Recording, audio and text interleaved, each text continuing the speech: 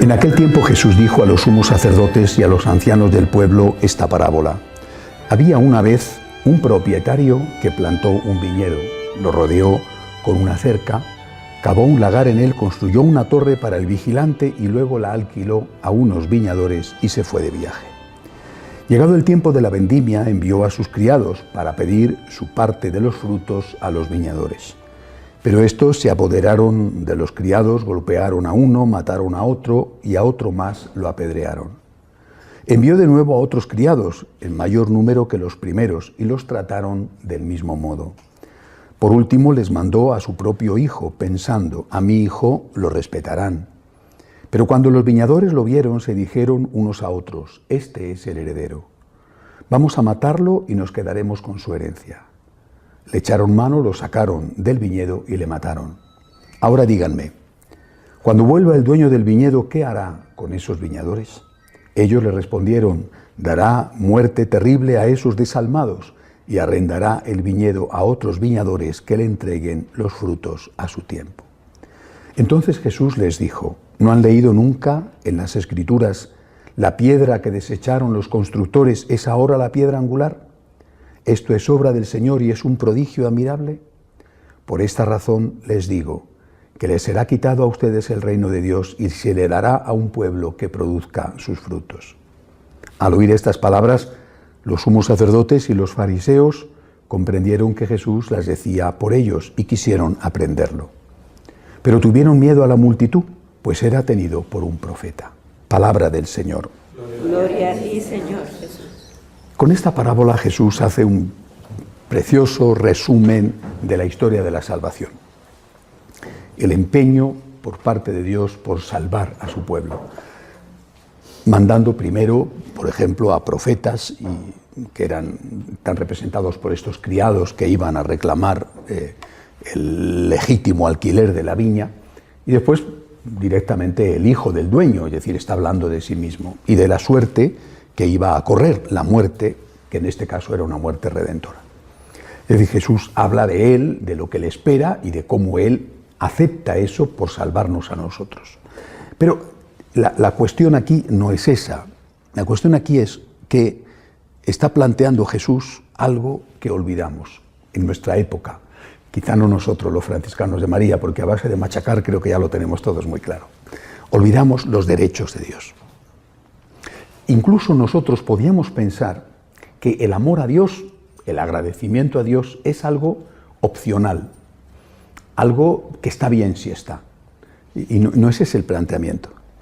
Lo que Jesús plantea con esta historia del dueño de la viña que reclama la parte que le corresponde del alquiler a los viñadores, una parte en aquella época en especias, lo que Jesús plantea es los derechos de Dios.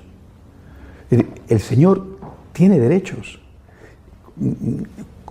Corremos el riesgo, creo que siempre, está hablando Jesús hace 2000 años, pero nosotros más hoy que antes, de sentirnos buenos porque hacemos las cosas que tenemos que hacer, como los otros no lo hacen. Los otros no van a misa, yo voy a misa. Qué contento tiene que estar Dios conmigo, cuánto me tiene que agradecer. Los otros hacen determinadas cosas malas, yo no las hago. Uy, realmente qué suerte tiene Dios conmigo. Esto es un error horroroso. Es soberbia pura. Pero los otros lo están haciendo mal, tú deja a Dios que haga de Dios, que ya juzgará. Tú lo que tienes que pensar es que lo que tú haces es nada más que lo que tienes que hacer. En otra parábola Jesús lo dice de otra manera, pero dice lo mismo. Cuando habla de, también ponía estos ejemplos de la vida rural, que eran las personas con las que él trataba, del que tenía la finca, se marcha de viaje, vuelve, y cuando vuelve dice, ¿qué hará con los obreros que han cumplido con su deber? Les dirá, sentaros y yo os sirvo.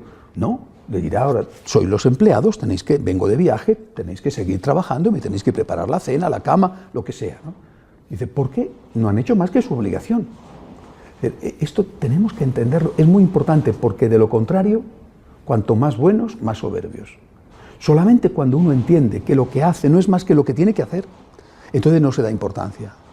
Estoy haciendo, es que es lo que tengo que hacer, es que es mi deber, es que soy yo el que estoy agradecido a Dios, no Dios tiene que estar agradecido a mí. ¿Cómo que va Dios a estar agradecido conmigo? ¿Pero de qué? Yo estoy agradecido a Él por todo, no solo por lo que tengo, sino por su infinita misericordia que perdona mis pecados, porque me ha regalado y ha abierto de par en par para mí las puertas del cielo por esa misericordia, lógicamente si muero en gracia de Dios. Yo no puedo pagar nunca, haga lo que haga, aunque derrame mi sangre, nunca puedo pagar lo suficiente para decir, ahora Dios tiene la deuda conmigo. Nunca, haga lo que haga, repito, aunque derrame mi sangre, nunca podré pagar la deuda de Dios, porque Dios es Dios. Es decir, la sangre derramada de Dios valdrá siempre más que mi sangre derramada. Esta sensación tiene que embargarnos, o sea, tenemos que tener la certeza de que lo que hacemos, por mucho que sea, es poco comparado con lo que Él merece. Solamente así puede ser verdaderamente santo, es decir, santo y humilde, porque el que no es santo y humilde no es auténticamente santo. Y a la vez, es decir, no es que estoy haciendo cosas extraordinarias, es que me estoy limitando a cumplir mi obligación. Otro no lo hace, yo no le voy a juzgar, porque a lo mejor, quién sabe, ¿verdad? Yo sé lo que tengo que hacer yo. Lo que tengo que hacer es cumplir con mi deber. Yo tengo deberes para con Dios. Eso sí, además tengo que predicar esos deberes, tengo que defender los derechos de Dios. Y hay que fijarse en una cosa, todos los que defienden los derechos de Dios son perseguidos. Los criados, el propio hijo, todos son perseguidos. ¿Por qué? Porque los que tenían en alquiler la viña no querían pagar, claro. Es decir, cuando tú defiendes a Dios, los enemigos de Dios se vuelven contra ti. Es natural. El demonio se vuelve contra ti y los amigos del demonio se vuelven contra ti. Es natural. Lo dice con toda claridad el Apocalipsis. La Virgen pisa la cabeza de la serpiente, pero la serpiente la muerde a ella en el talón.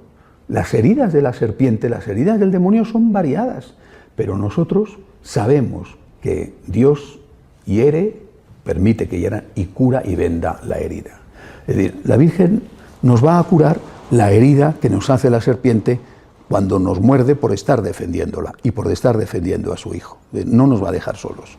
Tendremos que sufrir la mordedura de la serpiente, tendremos que sufrir muchos ataques, muchas incomprensiones y muchos problemas, pero sabemos que la Virgen nunca deja, como una buena capitana que es, nunca deja a sus soldados abandonados.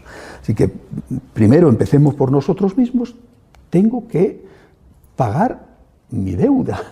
Es decir, tengo deberes para con Dios, que ha dado la vida por mí, y no hago nada extraordinario. Cuando doy la vida por Él, no me refiero solo al martirio, con la caridad, con el cumplimiento de las obligaciones, con la Santa Misa, con la oración. Cuando doy la vida por Él, no hago nada extraordinario, es lo que debo de hacer. No me siento mejor que nadie ni superior a nadie. Yo estoy haciendo lo que debo y aún así no llego a dar lo que debería de dar. Primero. Y segundo, esto decírselo a los demás. Oye, que tienes deberes que cumplir, que tienes unos deberes que cumplir para con Dios y que tienes de ahí, como consecuencia, unos deberes que cumplir para con la gente que te rodea. Que el mundo no es un mundo solo de derechos, también es un mundo de obligaciones y tendremos que decirlo con tanta más insistencia, aunque no nos ataquen y agredan por ello, cuanto más escasa es la predicación de los deberes, no solo hacia Dios, sino también los deberes hacia los hombres. Que Dios nos ayude y que nos cure la Virgen María de las heridas que nos hace la serpiente. De pie, por favor.